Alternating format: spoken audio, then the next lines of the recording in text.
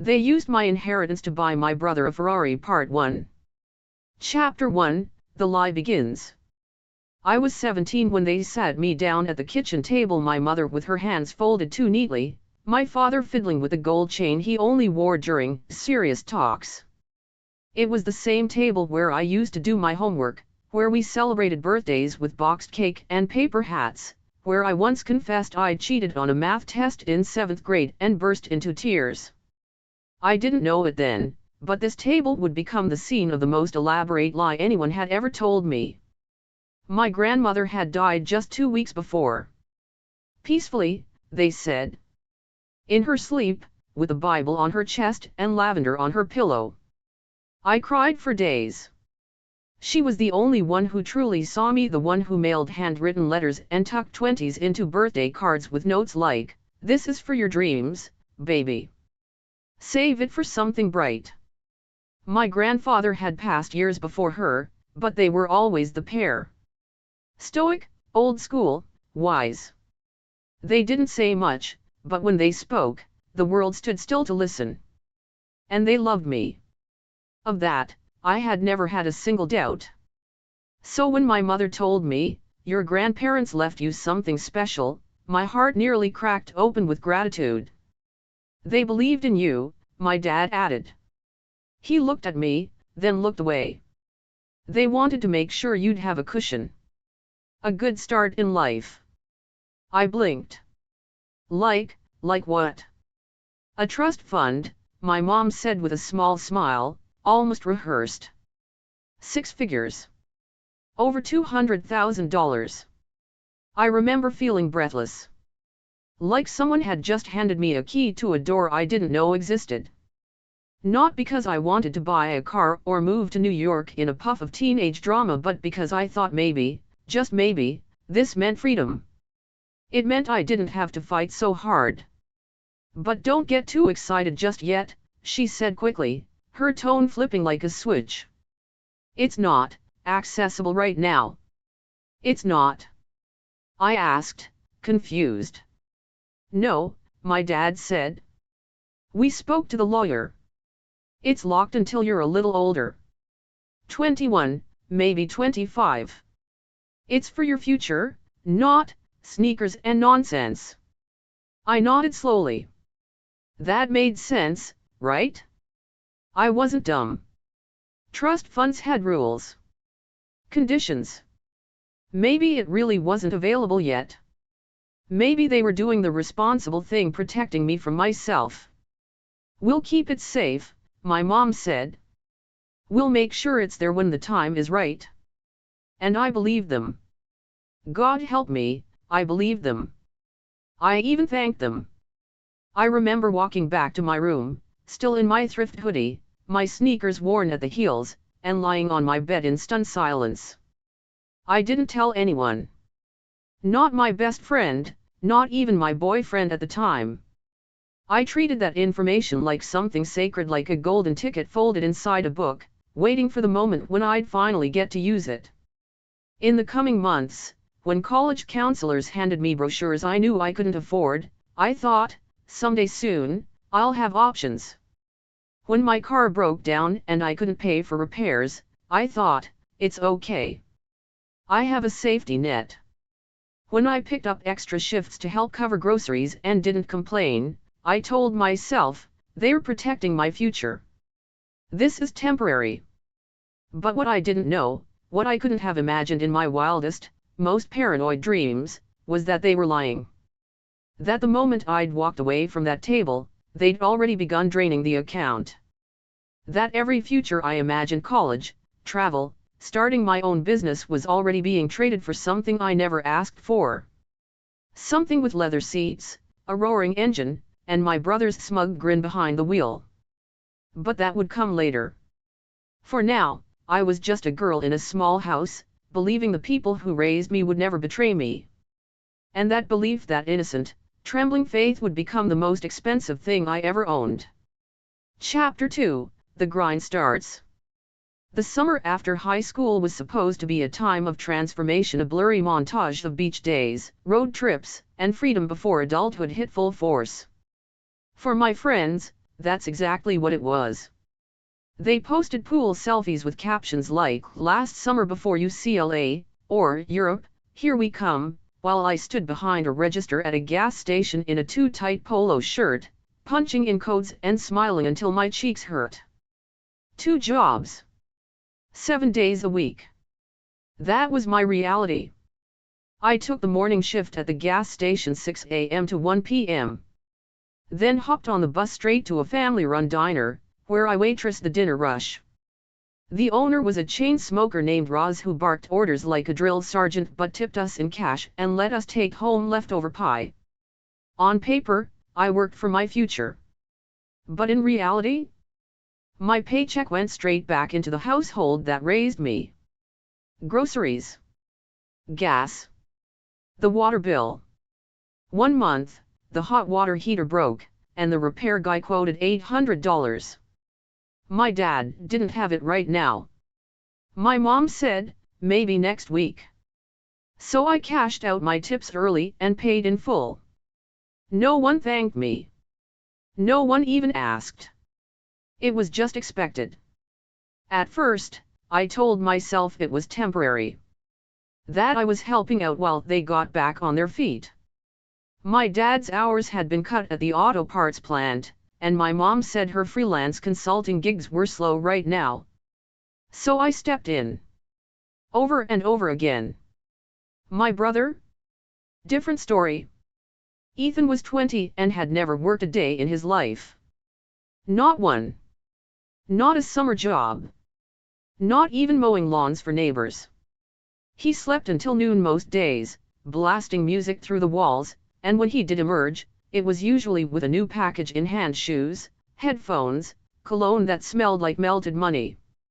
When I asked where he got the cash, he'd shrug and say, birthday money.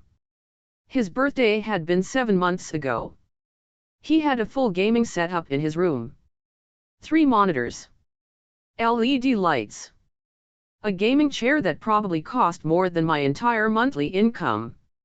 He called himself a streamer, but I never saw him stream anything other than Netflix. Once, I came home from an 8-hour shift, and he had friends over, loud, shirtless boys chugging Red Bull and playing FIFA. I had to step over a pizza box just to get to the kitchen. My mom was laughing with them, like it was some frat house reunion. "Don't be so tense," she said when I scowled. "They're just kids." I was a kid too. Only I didn't get to act like one. When Ethan wanted to go to Miami with his friends, my parents gave him $2,000 like it was pocket change. I overheard my dad say, "He needs to see the world." When I asked if I could take a weekend off to visit a friend in another city, my mom told me, vacations are for people who don't have responsibilities. By winter, I had stopped asking for anything. I didn't apply to college. I didn't save for a car. I focused on surviving. I wore hand-me-downs from coworkers. Ate leftovers from the diner. Skipped lunch to pay for gas. And every time I felt myself slipping into bitterness, I reminded myself, it's okay. They're holding my inheritance. They're protecting it for me. This is just the hard part before things get better. Because that's what they told me. And I believed it. So I kept working. Kept grinding. Kept pretending that I didn't feel like a ghost in my own home, a servant for a family that seemed to only see me when I was useful. A walking wallet. A personal assistant.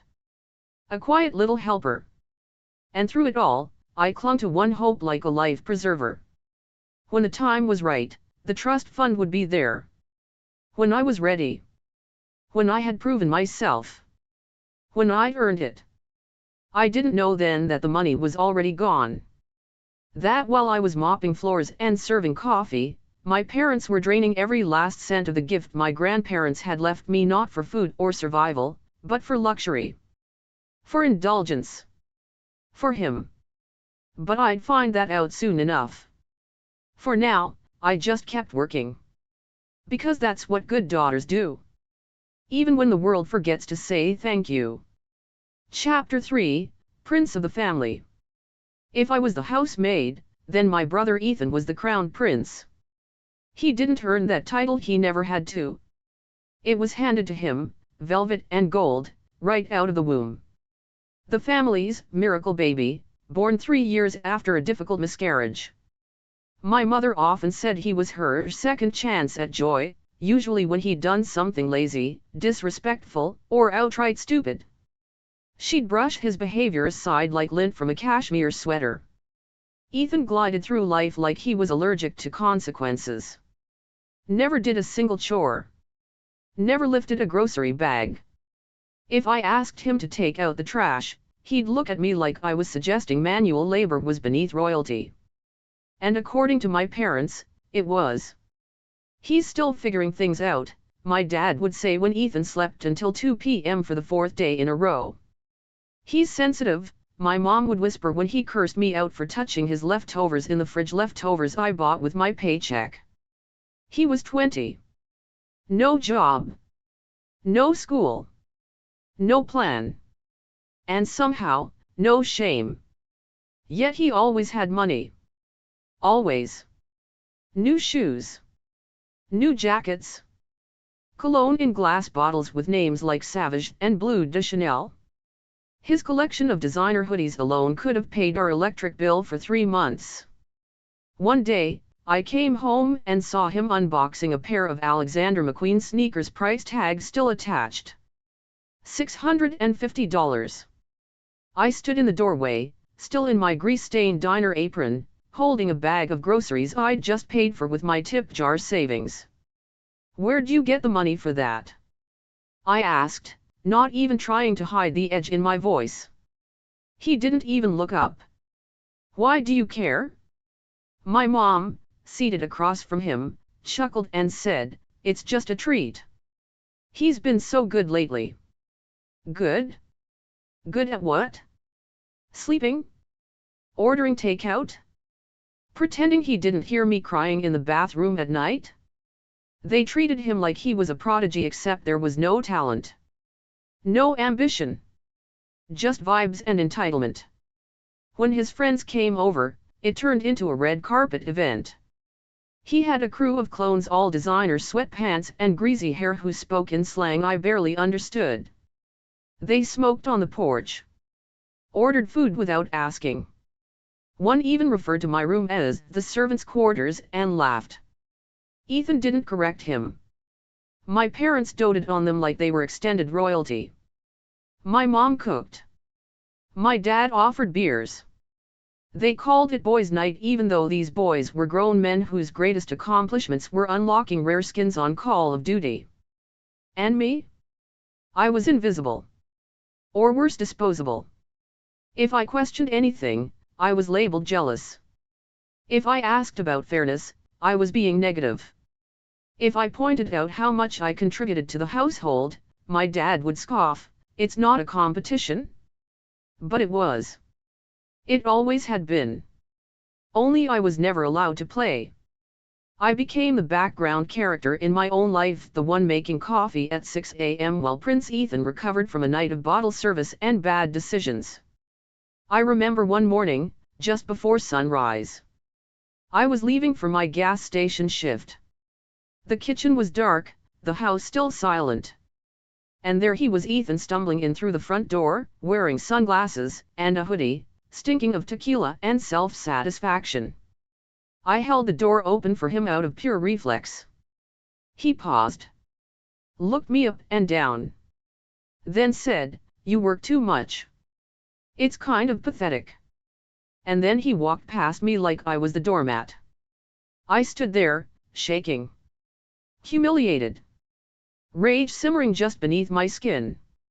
But I said nothing. Because I still believed that somehow, all of this would balance out. That karma was real. That when I finally got access to my inheritance, the money my grandparents left me, I'd finally be free of this twisted circus. I didn't know the truth yet. That the money was already gone. That the treats my parents were giving him weren't just casual luxuries. They were stolen. From me. Ethan was living like a king, and I was unknowingly funding his reign. But soon, I'd start to unravel the mystery. The clues were coming. The facade was about to crack. And when it did, it wouldn't just break the illusion, it would shatter everything. Chapter 4, Red Flags in Gucci. At first, it was just the sneakers.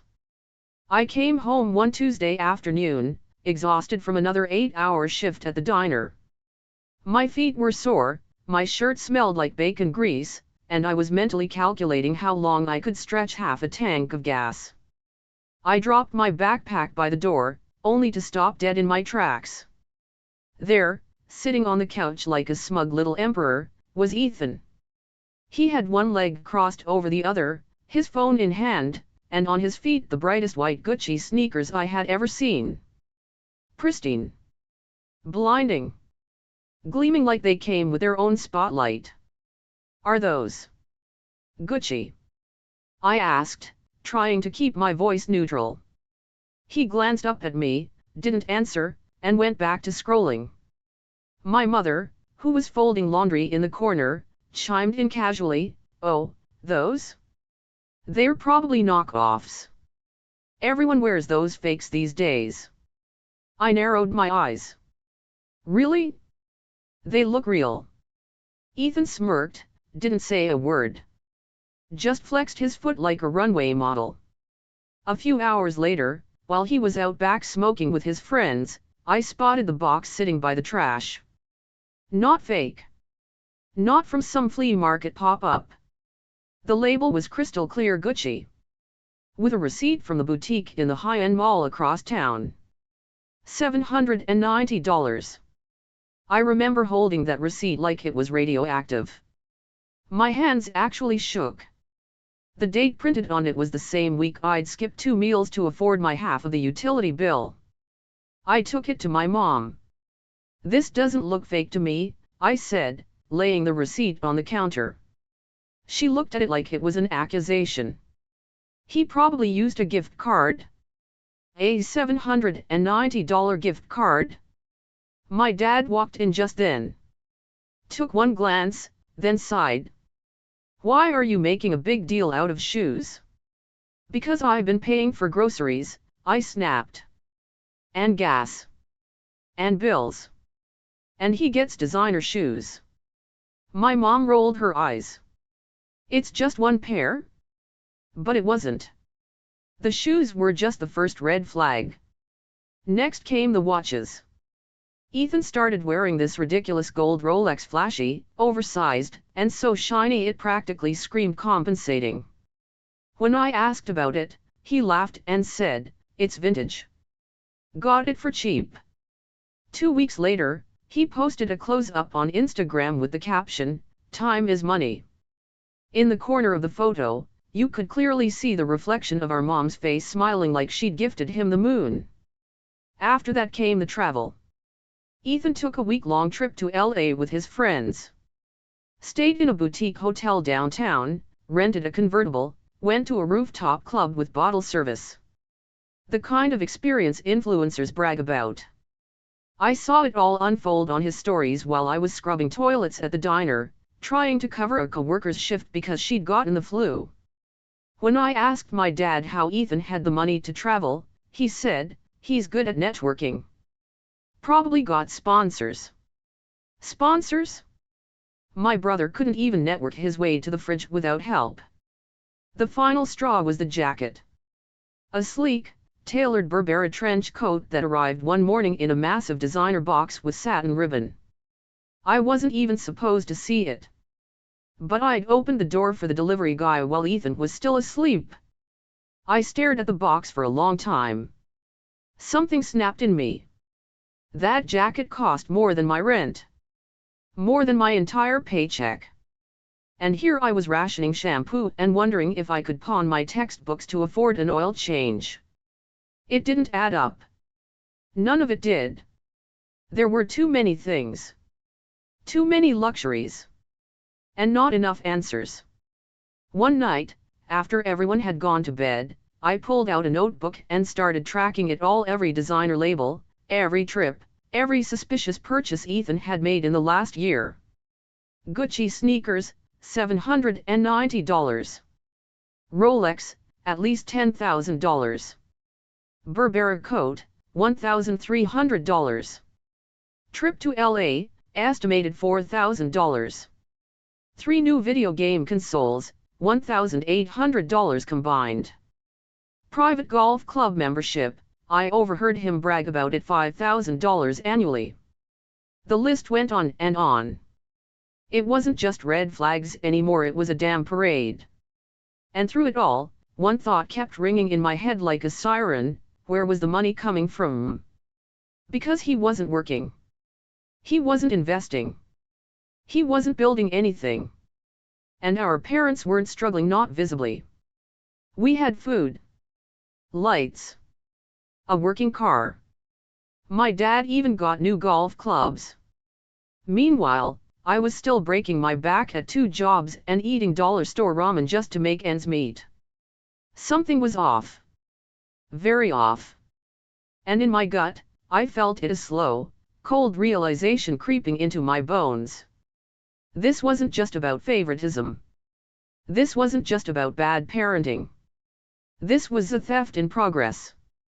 I didn't have proof, not yet. But the signs were there, buried in Gucci receipts and gold watches. And soon, I was going to start digging. Because the only thing worse than being used is realizing you paid for your own betrayal. Chapter 5, The Ferrari Reveal. It was a Friday. I remember that because I had just worked a double shift back-to-back, no break. A group of high schoolers had dined and dashed at the diner, and Roz, in her usual charming way, docked it from my paycheck.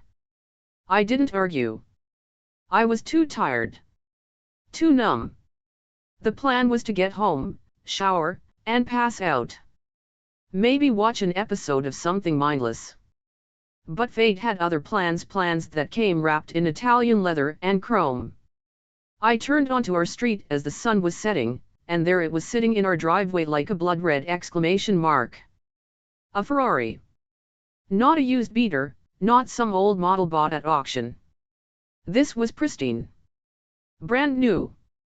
The kind you only see in rap videos and Wall Street parking garages. Red as sin. Glossy as glass. And loud. It growled even while parked.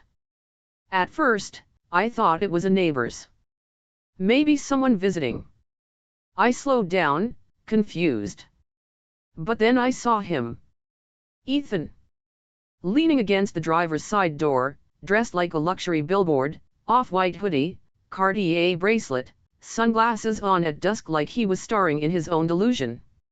He was taking selfies, angles, poses, duck face and all, while my mom hovered behind him, beaming like she'd just given birth to him again. My heart stuttered. No. No. No. This couldn't be his. It wasn't possible. There was no universe in which my brother, unemployed, unqualified, unmotivated, was the owner of a brand new Ferrari Portofino. That car started at over $200,000. I slammed the door of my dented used Hyundai and walked up the driveway. "What is this?" I asked, pointing at the car. Ethan grinned, pulling his sunglasses down just enough to look at me. "It's mine," he said, like it was obvious. Like he'd earned it. "Yours?"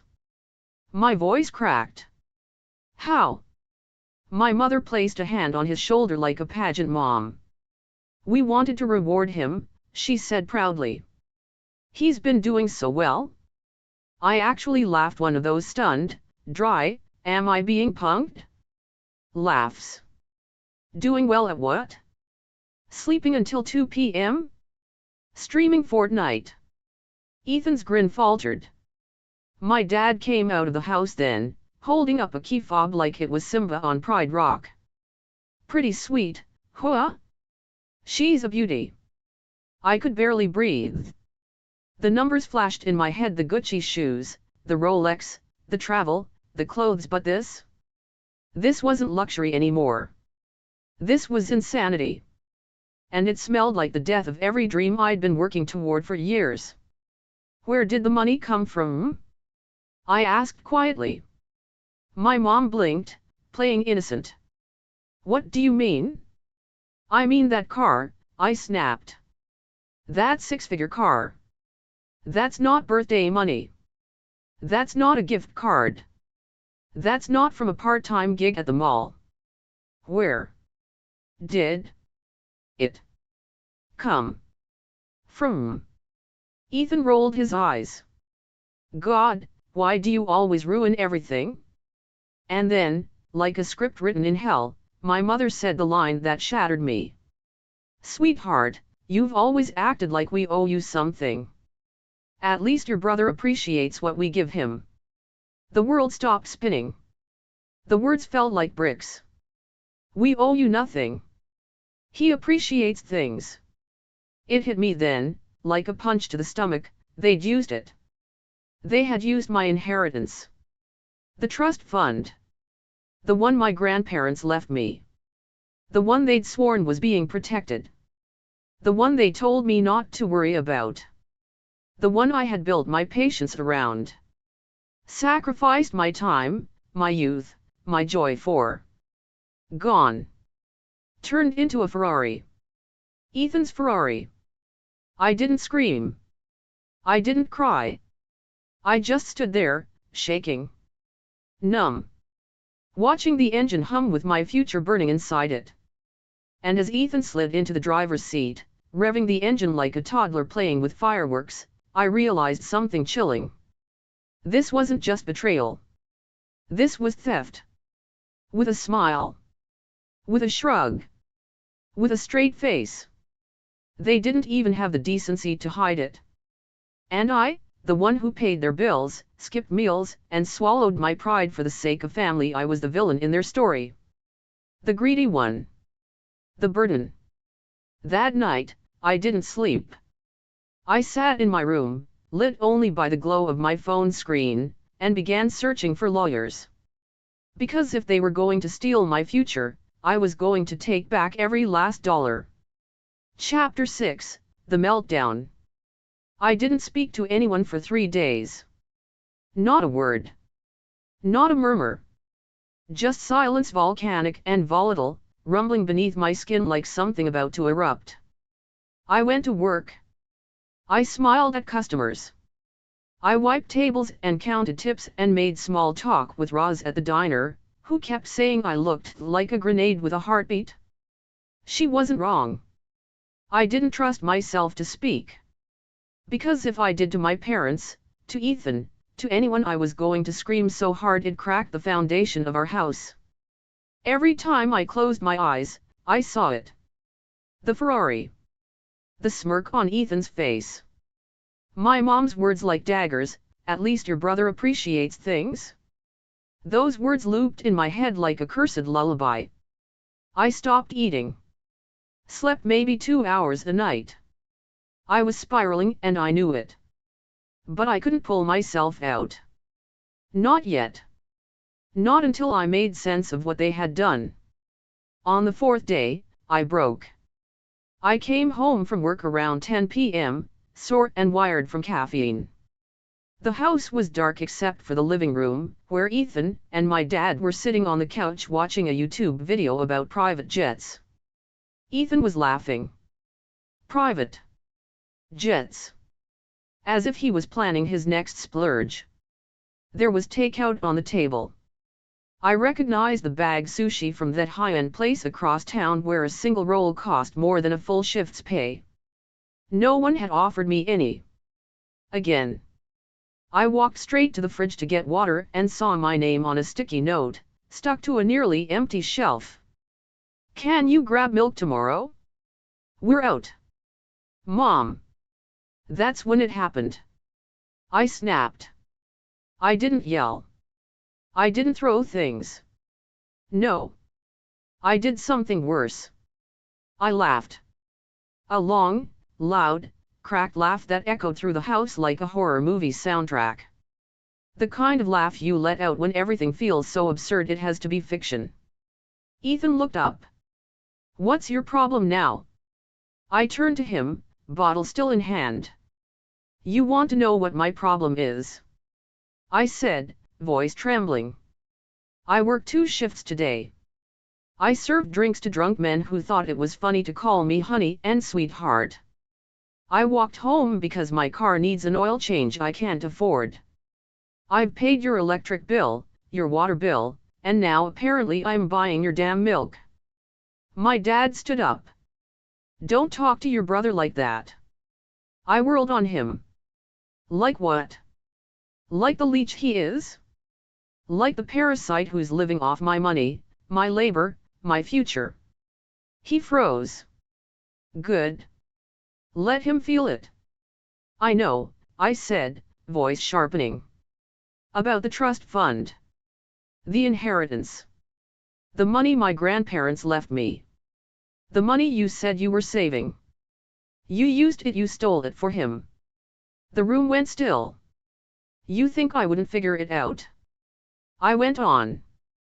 You think I wouldn't notice the $200,000 car parked in the driveway? The Rolex? The designer clothes? The vacations? The sushi? I have receipts. I've been watching. And I know.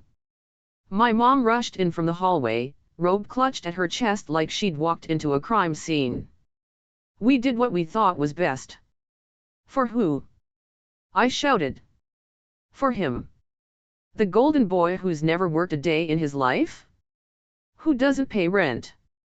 Who doesn't even know how to file his taxes? He's had a hard time, she said weakly. I blinked. Hard time? I've been working since I was 17. Skipped college. Gave up vacations. Took care of your house. Bought your groceries. And you have the nerve to say he's had it hard. Ethan groaned, standing now. This is so dramatic. I lost it. Dramatic. I screamed. I've been cleaning up after your mess for years. And now you get a Ferrari while I'm patching holes in my sneakers with duct tape? You call me dramatic. I threw the water bottle. Not at anyone, just across the room, where it hit the wall and exploded like a plastic grenade. Silence. Dead, tense silence. Then my dad muttered, "You need help." I stepped forward. "Oh, I'm getting help. Legal help." My mom gasped. "You wouldn't." "I would," I said. "And I already am. I'm suing you. Both of you. And I'm going to get everything back. Every stolen dollar. Every cent you funneled into his fantasy lifestyle." "You're our daughter," she said, almost pleading. "No," I said, staring them both down. "I'm your backup plan. Your housekeeper. Your emotional punching bag. But not your fool." And with that, I turned and walked out of the house. Into the night. Into the unknown. But I didn't feel scared. I felt free. Because for the first time in years, I was done being quiet. They took everything from me, my time, my money, my trust. But now I was taking it back. Chapter 7, The Inheritance Revelation. I didn't go home that night. I wandered. First aimlessly, just walking, pacing, trying to burn the fury out of my blood. Then with purpose. I called the only person I could think of who might know something real about the inheritance, my cousin Marina. She worked at a bank, smart, meticulous, and not the type to be fooled by shiny things. We weren't especially close, but I remembered her telling me years ago that she helped my grandparents organize some of their finances toward the end. When she picked up, I could barely speak. My voice was cracked with adrenaline and a throat full of betrayal. "Hey," I managed. It's about my grandparents' trust." She was quiet for a second. "What about it?" "I need to know everything," I said. "Whatever they left me. If they really left anything at all. Please." There was a pause. Then, "Meet me tomorrow. I'll pull the records." The next afternoon, I sat across from her in the sterile light of her office, the kind of room that smelled like ink, paper, and polite lies. She handed me a folder. Thick. Heavy. Like a brick made of betrayal. "This is everything they left in your name," she said. "I was one of the witnesses. I helped Grandma draft the paperwork." I flipped it open. There it was. $212,483.63. The total amount transferred into a trust account under my name, managed by my parents as temporary custodians until I turned 21. My grandparents' exact wording, typed in formal legalese, for our granddaughter's future, education, or business endeavors. To be released in full upon her 21st birthday. I blinked, my mouth dry. "Wait," I said. "But, where is it?" Marina's face darkened. "That's what I wanted to talk to you about. Because when I checked, the account is empty." I felt the words like a punch. "Empty? You're sure?" She nodded. "It was drained gradually over the past 18 months. Multiple withdrawals. All authorized by your parents." I couldn't speak. I just sat there, staring at the page like it had betrayed me too. Car dealerships. Wire transfers. A few absurd purchases flagged by our system. One payment was nearly $150,000 to a luxury auto importer. My heart plummeted. The Ferrari. She kept going. Other charges to a private aviation school, one in Scottsdale. A Rolex boutique. Neiman Marcus. They even used part of it to pay off a high-interest credit card, not yours. It wasn't just gone. It was burned. They hadn't even pretended to invest it. There was no college fund. No savings. They had set fire to my future and danced in the glow of the flames. I had no idea, I whispered. They told me it was locked up, that it wasn't accessible yet. They lied, Marina said softly. And unfortunately, they left a paper trail. She slid another sheet across the table, bank statements, withdrawals signed electronically by both of my parents. All of it, every signature, every date, every dollar traced back to them. It wasn't just betrayal now. It was fraud. And not just emotional. Legal. A will was violated. A trust was broken. And I had proof. Cold, hard, undeniable proof. They used the whole thing on Ethan, I said, finally letting the truth land. Marina didn't respond. She didn't have to. Because the truth was now screaming at me from every corner of the room. It was in the numbers. In the transactions. In the glowing red balance that now sat at $0. My grandparents had left me the key to a better life.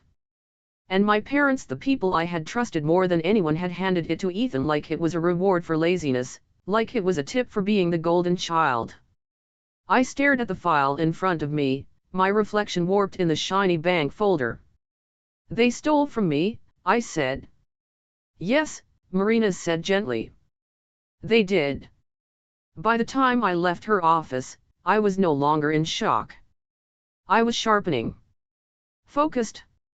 Because now I had proof, not suspicion, not theory, but undeniable, courtroom-grade evidence. And I wasn't just going to confront them again. I was going to bury them. They lied. They cheated. They betrayed the one person who gave them everything. But guess what? The truth always finds a voice, and here, it screams. If you live for chaos, loyalty gone wrong, and revenge served cold. Like this video. Drop a comment. And hit subscribe, because on Family Drama Unleashed, we don't forgive, and we never forget. Tap that bell, because the next betrayal? It's already on its way.